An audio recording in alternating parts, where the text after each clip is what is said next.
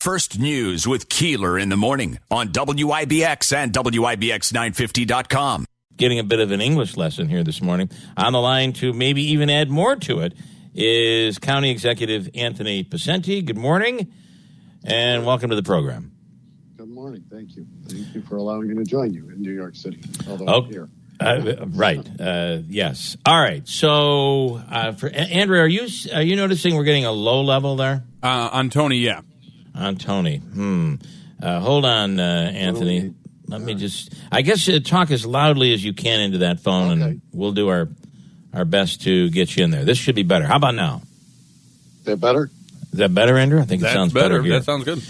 Okay, County Executive Anthony Picente, good morning. I know speaking yesterday, talking about the virus and as it is expanding right now, and in the summertime, which we didn't get this last year. No, we didn't. And, the numbers, I went through a lot of numbers yesterday, but, in particular, when I saw the 97-day number yesterday, which, is as good as 100 as you can get, I felt that it was important to do a briefing and really reiterate what we're dealing with. And I just heard Dr. Hall on your show, who obviously does a great job all the time, but also said, look, we're still in a pandemic, and that's we are, as much as we'd like to think we've moved into different territory, but we're still dealing with this, and the numbers don't lie, and they're alarming, and people need to know that. And in particular, I think the number that it didn't get lost, but I gave a lot of numbers yesterday in terms of where we were, especially as you said, we're at the last week of August, heading to school, and it shocked me because we see these every day. I go through the data, but from August 1st to the 23rd, 165 cases from the ages of 0 to 17. We were not seeing that before. And that's the number that I think is they're all important. Don't get me wrong, but the relevancy of what of school opening in just days ahead, and the furor over masks and everything else. And we've had 165 cases in those age groups without school open, without with people without, for the most part, probably without masks in a lot of those situations, and not in a controlled classroom. So that's why I felt it's important to stop this nonsense about what we need to do to get our kids back in school, and why masks are important and necessary. And for all intents, I believe the governor has mandated that, and we're looking for more clarity, but I don't see that there needs to be much more. And I there are many arguments out there that I may not agree with, but I think are probably valid arguments. At some point, I have a feeling, like what has happened with colleges, when the vaccine is available for 12 and under, I think at some point there's going to be a state mandate for children to be vaccinated. And I know people are going to go crazy over that. And at least that's an argument. I believe I would have our kids get vaccinated. My kids are vaccinated. But at least that is an argument that has some validity to it. This mask thing is like saying, it's not fair. My kid should be able to smoke at the age of 16. What are we doing here? Well, look, the fact that we've gone so long and has not had the approval of under 12 vaccine just says a lot right now too. And sure. And to the point that, you just made. So, that'll be the next round. And I can understand that more than putting a mask on my child. And I've had many parents, some of the kids don't think twice of it now. They're better than, they're more disciplined than the parents in wearing a mask in that regard. I agree with that. I see that all the time. The kids wearing a mask and the parents not. Yeah, to argue though that, I contrasted this yesterday, with look, you've been through this. We've talked for, 18 months, steady. the fact that, these are we got to get our kids back in school. We got to get our kids back in school. The remote learning's not working, blah, right, blah, blah, right. all that, and it's not right. And now we're into, okay, they're going back to school and when they need to, but they need to wear a mask at least, for the time being. Yeah, that's becoming, and look, the other point here is, and you made it as well, and I made that yesterday. It's like, why does this have to be a hostile, nasty, and really, vile argument with school board members who are trying their best to get kids back in school. Yeah. And I feel bad for what message are we sending there too? Yeah. Again, another argument that I can see the validity of is parents were rabid over the fact that their kids weren't in school. And it was a bit of a catch-22 for schools last year because of the state's mandate on social distancing. But again, I understand that argument. I understand wanting your kids in school. That is a valid argument. But the other thing last year was, because of, some of the things had changed. Remember, the quarantine was 14 days, not 10. Right. Yep. The issue of those schools that did attempt in person or even staggered days or learning or optional, when there was an outbreak, and the same goes this year. That doesn't change. If your child is not wearing a mask, and, for whatever reason, and, others in that classroom, will be quarantined for 10 days. Yeah. Under the circumstances, because they're not vaccinated. So, which, again, and that goes for anybody between 12 and 17, obviously, that are eligible, but they're not vaccinated. So, we have all of those factors playing in here, and that's why it really is.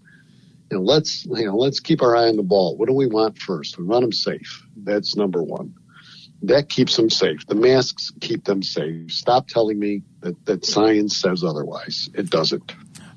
Okay. I want to switch. Anything else you want to add on the pandemic? No, I think we just have to be aware of these numbers have been going up. Hopefully they'll level off. Hopefully, we really need to, adhere to masks. I suggested wearing them when you're going out in certain indoors in places. It's not a mandate. It's a suggestion.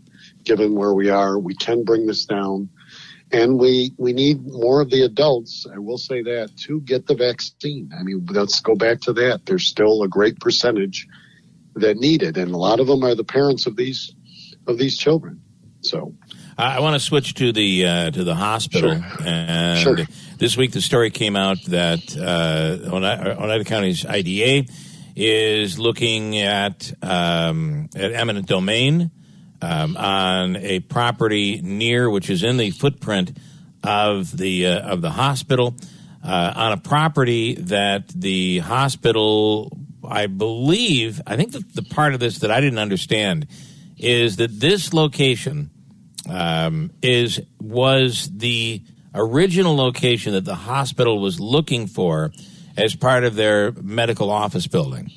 But instead, a deal that I believe seems to be being put together with Mayor Palmieri in the city of Utica for a competitor of MVHS to come in and do a medical facility in that same building. So basically taking the building away from MVHS.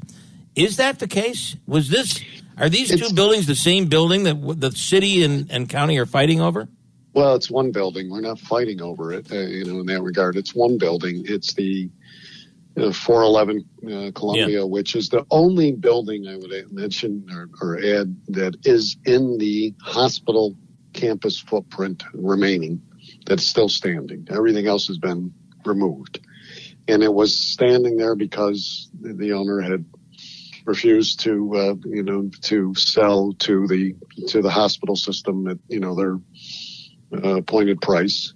And so it was going to be eminent domain by the city. It was part of that plan. And then the city withdrew their plans to do such and got involved with a developer and other physicians, as I understand it, to do that. And now, but that building, that site, that area or that exact footprint of that building always was, from the very beginning, a part of the plan that was approved, through seeker for the medical office building that would include the ambulatory surgical center, which is essential in building the hospital and a part of the overall CON that was granted in that. The Department of Health likes to have,